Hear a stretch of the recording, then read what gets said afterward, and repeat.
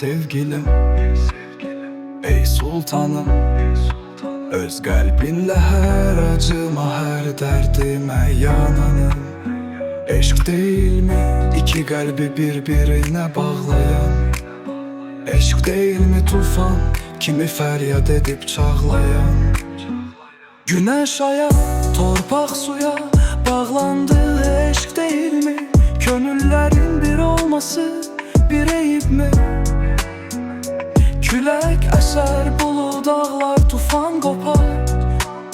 Hər çətin an bu ürəklər birgə vurar.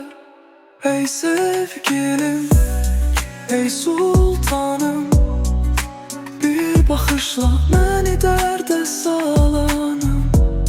Tək aşıqlar üçündürmü bu dərd acı? Hər dərmanın sevən qəlbə yox alacı.